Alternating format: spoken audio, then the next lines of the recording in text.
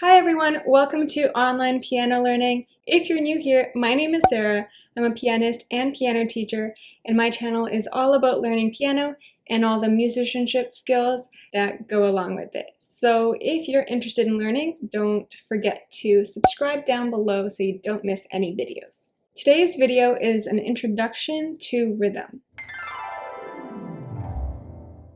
I'm going to be explaining all the basic notes and rests that you will need to know to learn piano. The first thing we have to talk about rhythm is time signatures. Time signatures look like this. They are two different numbers, one number on the top, which means how many beats are in each bar, and the number on the bottom, which means what kind of note gets one beat. For example, here in this time signature, 4/4, which is one of the most common time signatures, the top number means we have 4 beats in a bar, and the bottom number we have 4, which means quarter notes get 1 beat. Here's another example, 2/2. The top number is 2, which means that we have 2 beats in a bar. The bottom number is 2, which means that half notes get 1 beat. For the sake of today's video, I want you to focus on 4/4 time, which is the most common time signature. So common that you will sometimes even see just a big C written at the beginning of the music, which means common time, same thing as 4/4 time. I'll be going through all the notes and rests that you need to learn and how they fit into a 4/4 time in comparison. For today's video, we will be focusing on just simple time signatures like 2/4, 3/4, and 4/4.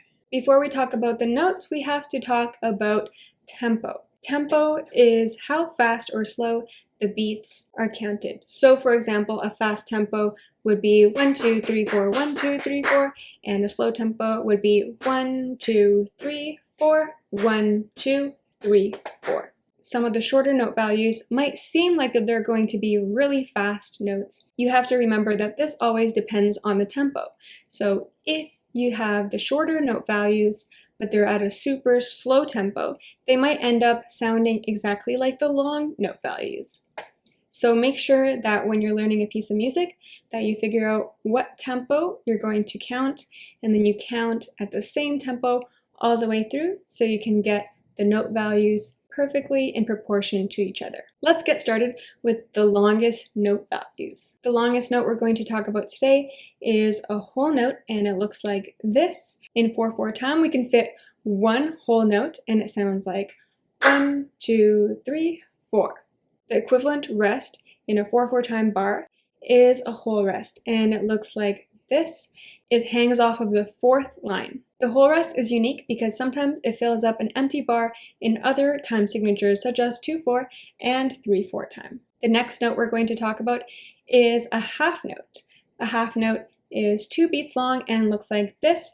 So it looks like a whole note except it has a stem.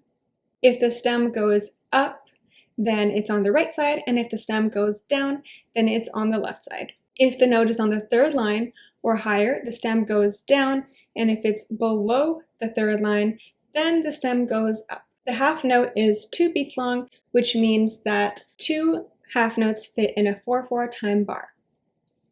1, 2, 3, 4. Here is the half rest. It looks like a hat sitting on top of the 3rd line. A quarter note is 1 beat long, which means that we can fit 4 quarter notes into a 4/4 time bar. Here is what it sounds like. 1, 2, 3, 4. A quarter rest looks like this. It's a squiggly one, so it's really hard to forget. The next note we're going to talk about is an 8th note. An 8th note is half of a beat long. It looks like a quarter note, except we have that flag on top. 8th notes are usually paired up like this, and we would count 1 and. In a 4/4 time, we would count 1 and 2 and 3 and 4 and. I say the and so I can perfectly line up the second 8th note in the middle of the beat. An 8th rest looks like this. The next notes I'm going to mention are all going to start resembling the 8th note and the 8th rest. The next note is the 16th note, and it looks just like the 8th note, except it has 2 of those little flags. So typically we have 4 16th notes in a row, so we would count 1 E and a 2 E and a 3 E and a 4 E and a. The 16th rest looks like this, so again it's like the 8th rest, except it has 2 of those little lines on top. In case you didn't notice the pattern, we can fit 16 16th notes in a bar, 8 8th notes in a bar, 4 quarter notes in a bar, and 2 half notes in a bar. The last thing I'll go over today is dotted notes. Dotted notes are when we add half of the original value to the note. For example, because a half note has 2 beats, when we add a dot, we add 1 beat to the note and we end up with 3 beats. With a whole note, if we add a dot, then we end up with 6 beats. With a dotted quarter note is 1.5 beats. So it's usually followed by an 8th note or an 8th rest to fill up that last half of a beat. When we have a dotted 8th note in the bar, then it's usually followed up by a 16th note, which is connected, or a 16th rest.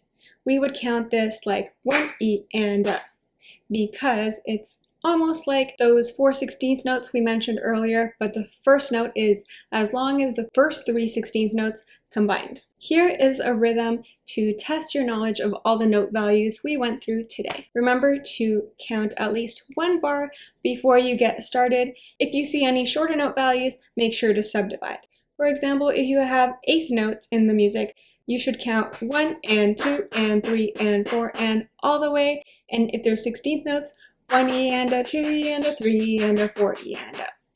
That way, when you see any of those shorter notes, then they won't sneak up on you. So give this rhythm a try and tell me if you get it. So hit the pause button and try clapping it. If you got this rhythm correctly, this is what it sounds like. 1 E and a 2 E and a 3 E and a 4 E and a 1 E and a 2 E and a 3 E and a 4 E and a 1 E and a 2 E and a 3 E and a 4 E and a 1 E and a 2 E and a 3 E and a 4 E and a. The next video in my rhythm series will be talking about how to count and use the metronome. If you thought this video was helpful, don't forget to hit the thumbs up button and subscribe, and I'll see you next time.